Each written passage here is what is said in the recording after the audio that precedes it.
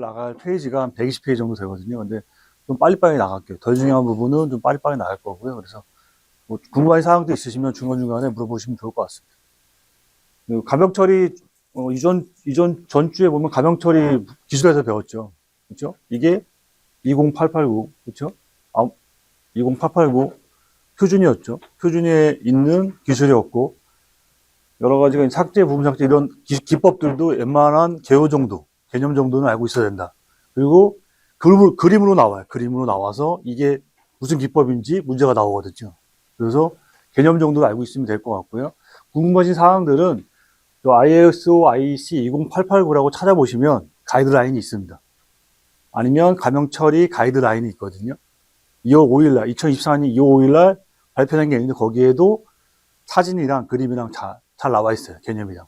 우선은, 근데 지금 시간상 개념을 저번 주에 설명을 드렸고요. 요즘에 이제 2월 5일날 나왔던 게 뭐냐면 AI 때문에 사진이나 동영상이나 텍스트 파일, 비정형 데이터에 대해서 가명 처리하는 게 추가됐어요. 이번에 4월 달이죠. 4월 달에 시험 보는 1차 시험 때 아마 나올 수도 있을 것 같아서 제가 넣어놨거든요. 정형 데이터, 비정형 데이터 차이점은 저번 주에도 말씀드렸지만, 정형 데이터 같은 경우는 DB에, 데이터베이스에 있는 거예요. 열과 행으로 되어 있는 테이블이죠, 테이블. 이렇게 되어 있는 거죠. 성명, 주소, 핸드폰 번호, 요런 게 테이블로 이렇게 되어 있어요. 이렇게 되어 있는 거는 어디부터 어디까지가 성명이고 어디부터 어디까지가 주소고 어디부터 어디까지가 핸드폰 번호를 알기 때문에 정형 데이터라고 해요. 정형 데이터. 비정형 데이터는 뭐냐면 그냥 쭉 써 있는 거예요. 가, 나, 다.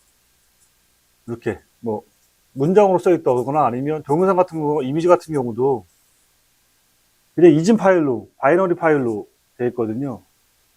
바이너리 파일로 되어 있기 때문에 이거 같은 경우는 비정형 데이터라고 하거든요. 이 비정형 데이터가 요즘 어떻게 쓰고 있냐면 인공지능 할 때 예를 들어서 저기 사례가 나와 있지만 이미지나 영상이나 그런 부분은 MRI 같은 경우 CT 사진이나 엑스라이 사진을 이용해서 AI의 인공지능이 학습을 시켜갖고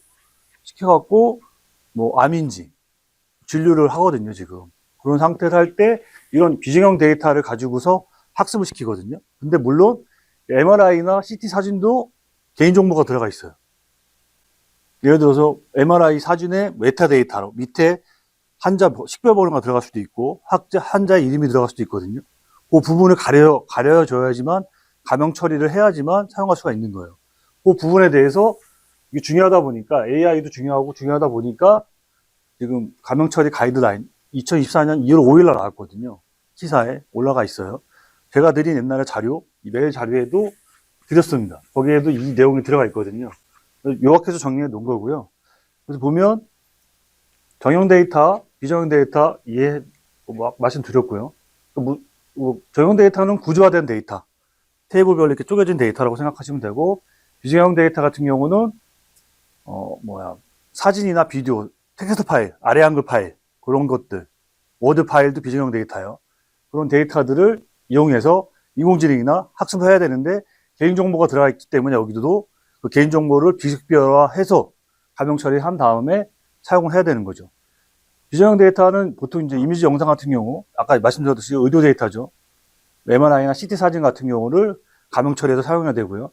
이거 마찬가지 이미지 영상인데 CCTV라고 지능형 CCTV라고 해서 이제 요즘에 차에 보면 차의 그 번호판 인식할 수 있거든요. 인식하는 것도 가명 처리가 해야 되죠. 대부분 판례가 나왔는데 자동차 번호도 개인정보예요. 대부분 판례가 나왔어요. 제가 찾아봤어요. 궁금해갖고. 자동차 번호판도 개인정보예요. 왜냐면 추가 정보를 결합하면 개인을 식별할 수 있기 때문에 자동차 번호판도 개인정보라고 하더라고요. 그래서 하여튼 지능형 CCTV에서도 이런 이미지를 이용해서 차인지, 요즘에 테슬라 자동차 보면 옆에 차 이미지 막 나오잖아요. 테슬라 보면 차 인식해갖고 이미지 트럭이든 나오든 이미지가 비슷하게 나오거든요. 그런 것도 인식하게 이미지 영상 갖다가 학습을 시킨 거죠. 음성이나 텍스트도 있습니다. 음성이나 텍스트도 우리 목소리가 나오기 때문에 반복적인 목소리를 내거나 하면 누군지 식별할 수 있죠. 그래서 그걸로 가명 처리해서